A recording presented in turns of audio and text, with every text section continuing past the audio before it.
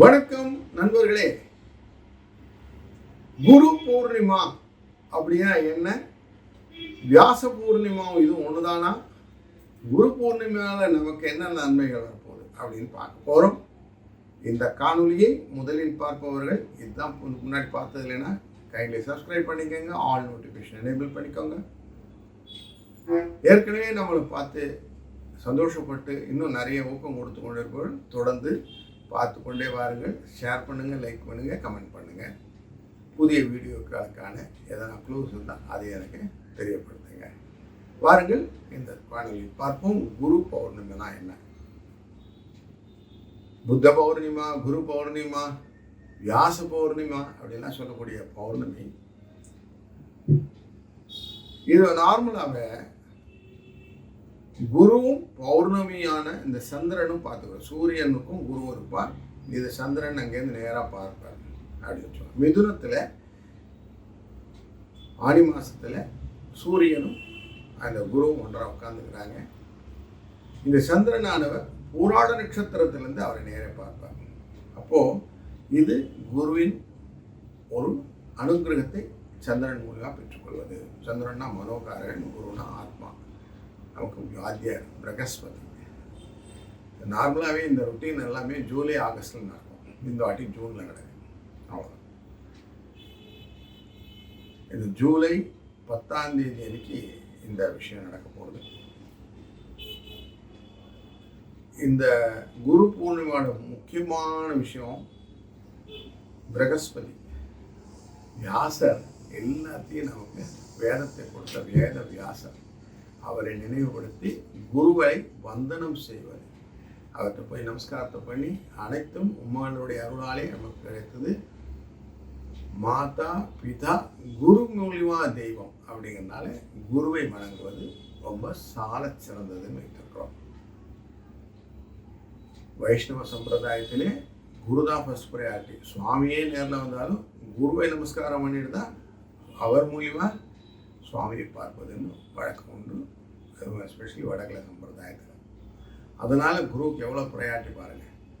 அப்படிப்பட்ட குரு வந்தனம் செய்யக்கூடிய குரு பௌர்ணிமா ஆன்மீகத்திலே பலவிதமான ஸ்ட்ரென்த், பவர், பலம் இதெல்லாம் கொடுக்கக்கூடியது, வளர்ச்சியை தரக்கூடியது, ஞானத்தை தரக்கூடியது, தெளிவை தரக்கூடியது.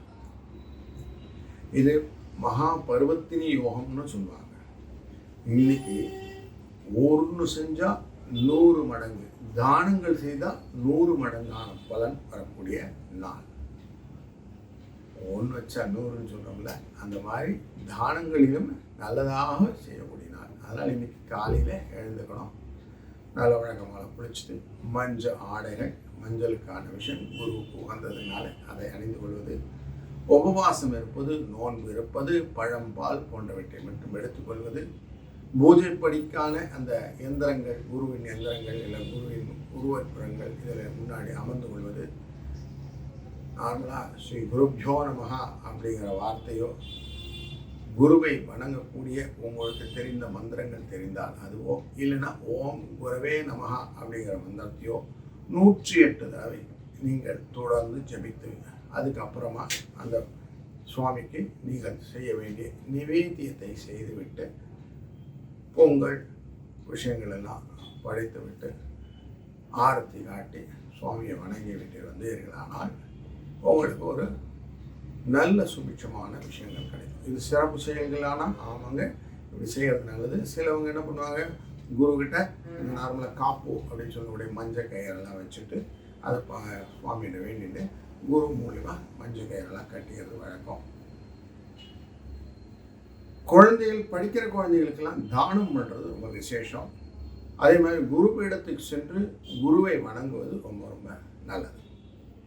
என்ன பலன் கிடைக்கும் அப்படின்னா, ஞானம், அறிவு, தெளிவு உண்டாகும், வளர்ச்சியான ஒரு என்லைட்டன்மெண்ட் கிடைக்கும், மனதிலே தொடர்ந்து அமைதி வரும். நமக்கு படிக்காத குழந்தைகள்னு சொல்லுவோம், படிப்பில் வெற்றி இல்லை, வேலை இல்லை, படிக்கவே ஏறல, படிப்பு வருவதற்கான பூரணத்துவமான கல்வி தெரிந்து கொள்வதற்கான அனுகிரகம் குரு முகேன கிடைக்கும். அதுபோல் நிதி நிலையிலே நல்ல மேம்பாடுகள் வேண்டும், வளர்ச்சி வேண்டும்னா குருவுடைய கடாட்சம், தனக்காரகன் அப்படிங்கிறது வச்சுக்கணும். குருவின் கடாட்சனாலே பணம் பெருகும். இந்த ராகு கேது தோஷம் போகும். சனியுடன் உடைய ராகு, சனி ராகு கேது இதெல்லாம் தோஷத்தை கொடுக்கறது இல்லையா? இந்த தோஷங்களை நிவர்த்தி ஆகும். குருவின் மந்திரங்களும் காயத்ரிகளும் ரொம்ப முக்கியம். அந்த குருவின் காயத்ரி சொல்லும்போது அதனுடைய காயத்ரி மந்திரத்தினாலே அவருக்கு மிகுந்த சிறப்புகள் வரும்னு இருக்கு. காயத்ரி தெரிந்தவர்கள் அதை சொல்லலாம். இல்லைனா நான் சொன்ன மாதிரி குருவே நமஹா, ஸ்ரீ குருவே நமஹா அப்படிங்கிற மந்திரத்தையும் தொடர்ந்து உச்சாடனம் செய்து 108 தடவை பண்ணும்போது டெஃபினட்டாக அவங்களுக்கு நல்லதொரு தெளிவு ஞானமும் கிடைக்கும். மாணவர்கள்லாம் இருக்கீங்க, அந்த மாணவர்களுக்கெல்லாம் ஒரு நல்ல உத்வேகம் வரும். நார்மலாக ஆசிரியரை மதித்து கொண்டு நடப்பதே நல்லது. முன்ன காலத்தில் ரொம்ப மதிப்பால் கொஞ்சம் நடுவில் எல்லாரும் கொஞ்சம் டிவியேட் ஆகிருக்கிறாங்க. அதனால் ஆசிரியரை மதித்து அவரை வணங்கி அவருடைய நம்ம செய்யக்கூடிய காரியங்கள் நல்லதாக இருக்கும்.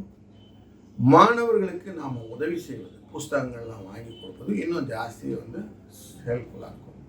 உலகில் வாழ்க்கையிலே நல்ல முன்னேற்றம் வேண்டும், நல்ல ஞானம் வேண்டும் அப்படிங்கிறதுக்கு இந்த குரு பூர்ணிமாவை கடைபிடிப்பது நல்லது.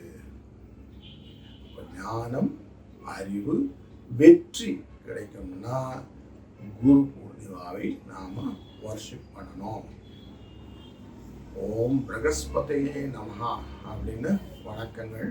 நேர வியாழன் என்ற பிரகஸ்பதியே குறிப்பதனாலும் அவரை வணங்குவதனாலும் வாழ்க்கையிலே நல்லது நடக்கும்.